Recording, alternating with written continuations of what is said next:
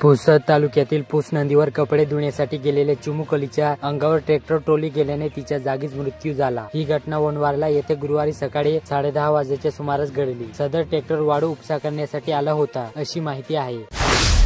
यवतमाळ येथील आदर्श शिक्षण महाविद्यालयाचे नॅक कमिटीने ऑनलाईन पद्धतीने मूल्यांकन केले। या महाविद्यालयाला बी दर्जा प्राप्त झाला आहे। राष्ट्रीय मूल्यांकन आणि मान्यता परिषद बंगळुरूच्या नवीन धोरणानुसार मूल्यांकन करण्यात आले। 10वी 12वी म्हणजे आयुष्याचे अंतिम सत्य नाही। परीक्षेत कमी गुण मिळाले किंवा नापास झालो म्हणून पुढे काही संधी नाही असे मानून खचून जायचे नसते। अपयशानंतर मोठे यश प्राप्त करता येते। त्यामुळे चिंता व्यक्त करण्यापेक्षा विद्यार्थ्यांनी पुन्हा जोपाने अभ्यासाला लागून यशाचा झेंडा रोवण्याची गरज आहे। घाटंजी तालुक्यात ग्रामीण रुग्णालयात जिल्हा हिवताप अधिकारी डॉक्टर तनबीर शेख यांच्या आदेशानुसार वैद्यकीय अधीक्षक डॉक्टर मिरज कुंभारे यांच्या मार्गदर्शनाखाली राष्ट्रीय डेंग्यू दिवस साजरा करण्यात आला।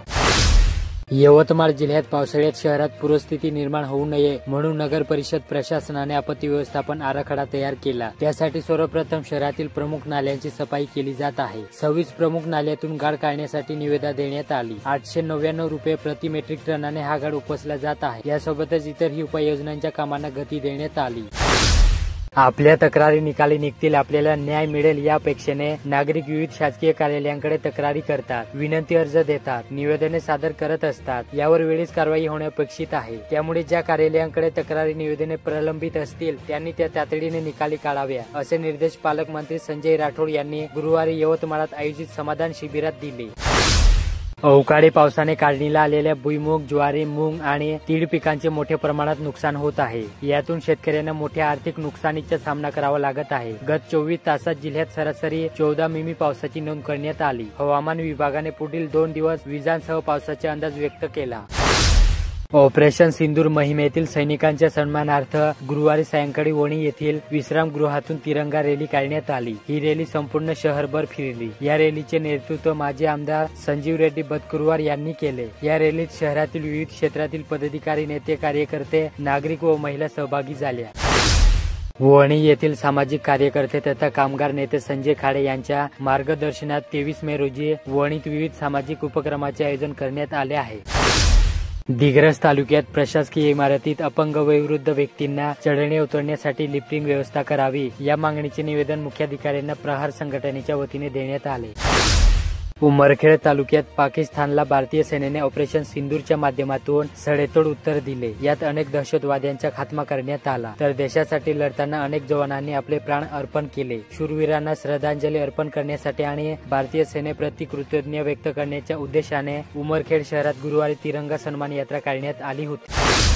पहडूळ शेतातील गोठ्यात बांधून असलेल्या कालवडीवर वाघाने हल्ला करून ठार केले। ही घटना महागाव तालुक्यातील पहडूळ येथे बुधवारी पहाटे 2 ते 3 वाजेच्या दरम्यान घडली।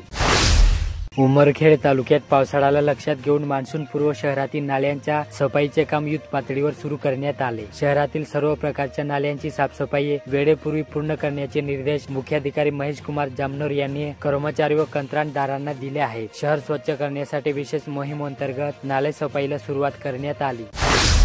वणी तालुक्यात लगतच्या चिखलगाव येथील श्री रामदेव बाबा सत्संग मंडळ द्वारा संचलित अपंग मूक बधिर विद्यार्थ्यांनी 10वीच्या परीक्षेत उल्लेखनीय यश मिळवले। या सर्व विद्यार्थ्यांच्या संस्थेच्या वतीने पुष्पगुच्छ देऊन गुणगौरव करण्यात आला।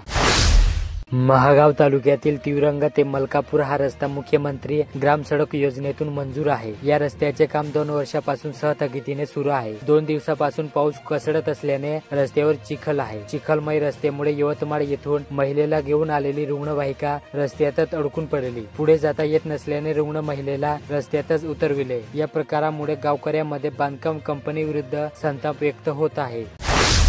आर्णी तालुक्यातील सावळी साधोबाला 42 गावे जोडलेली आहेत। अलीकडच्या काळात गुन्हे वाढतीवर आहे, त्यामुळे नागरिकांमध्ये भीतीचे वातावरण पसरले। येथे स्वतंत्र पोलीस ठाणे स्थापन करण्याची मागणी सातत्याने होत आहे, मात्र ही मागणी शासन दरबारी प्रलंबित आहे।